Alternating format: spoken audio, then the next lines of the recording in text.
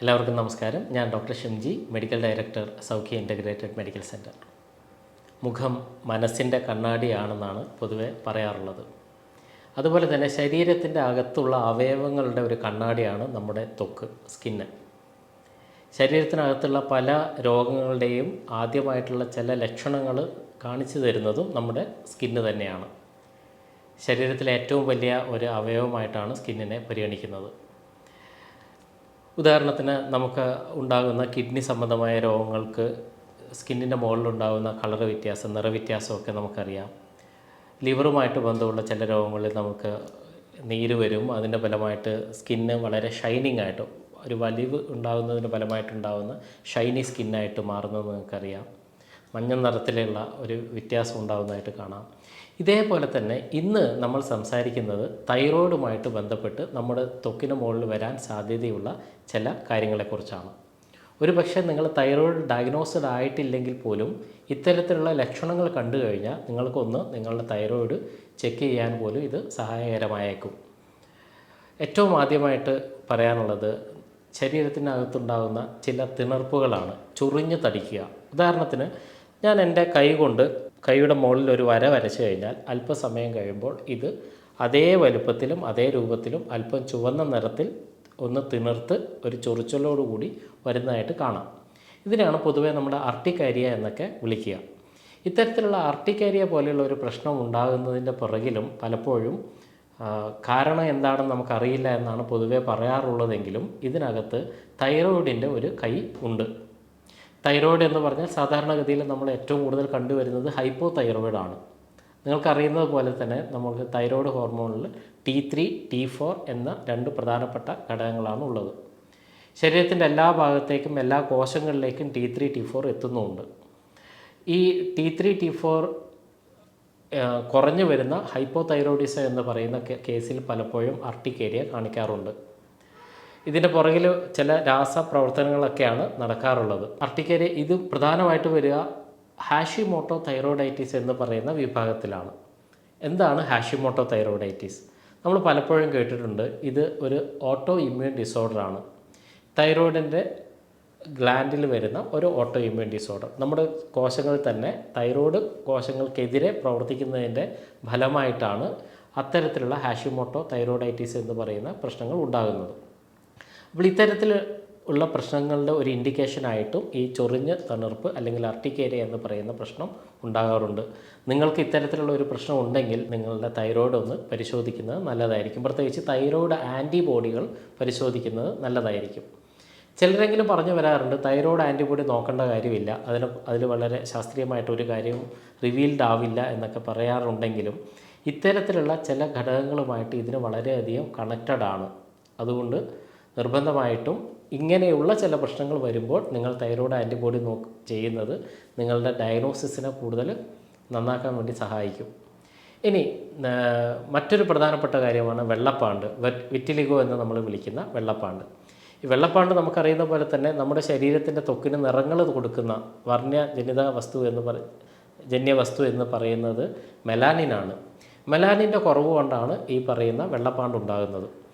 ഈ ശരീരത്തിനകത്ത് വരുന്ന ചില ഓട്ടോ ഇമ്മ്യൂൺ റിയാക്ഷൻസ് കൊണ്ട് പ്രധാനമായിട്ടും തൈറോയിഡിൽ ഞാൻ നേരത്തെ സൂചിപ്പിച്ച തൈറോയ്ഡ് ആൻറ്റിബോഡികളുടെ പ്രവർത്തനം കൊണ്ട് നമ്മുടെ ശരീരത്തിനകത്തുള്ള മെലാനിൻ്റെ അളവ് കുറയുന്നതായിട്ട് കണ്ടുവരുന്നുണ്ട്.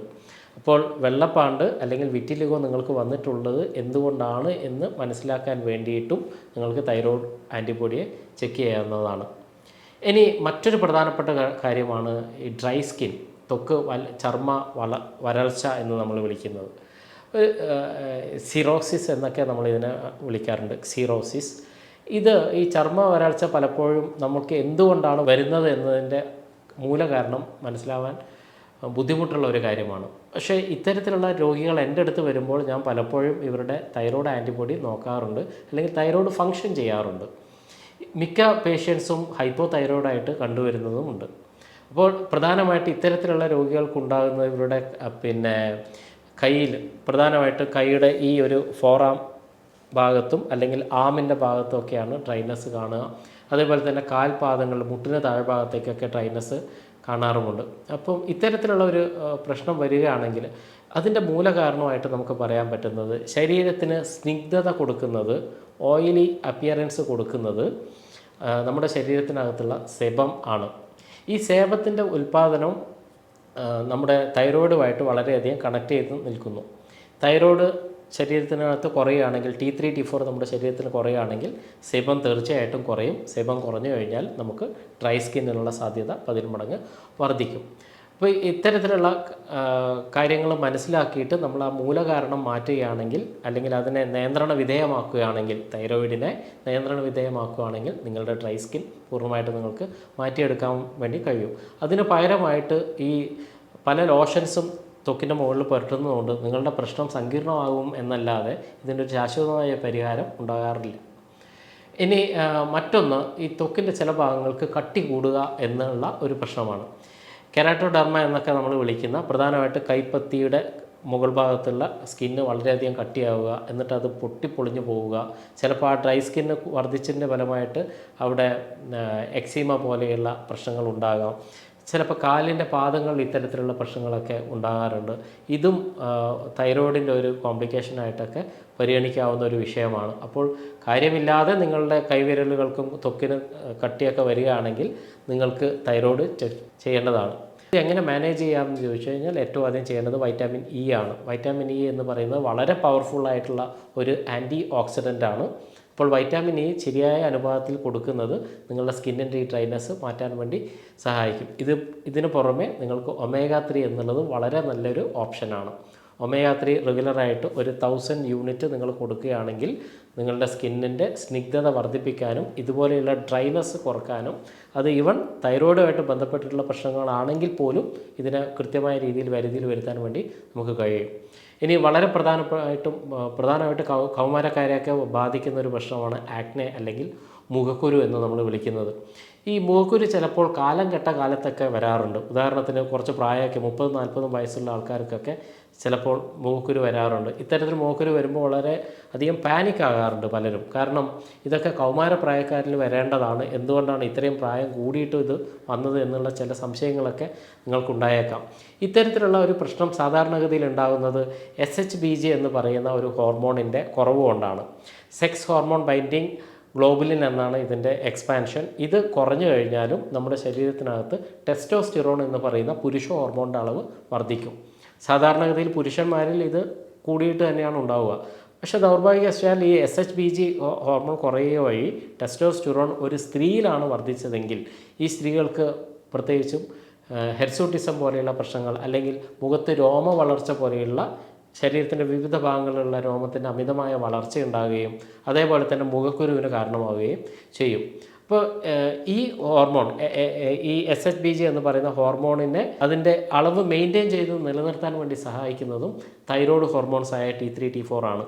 അപ്പോൾ ഹൈപ്പോ തൈറോയ്ഡ് വന്നു കഴിഞ്ഞാൽ അവിടെയും ഈ ഒരു പ്രശ്നവും ആക്നെ, മുഖക്കുരു പോലെയുള്ള പ്രശ്നങ്ങളും ഉണ്ടാകാം.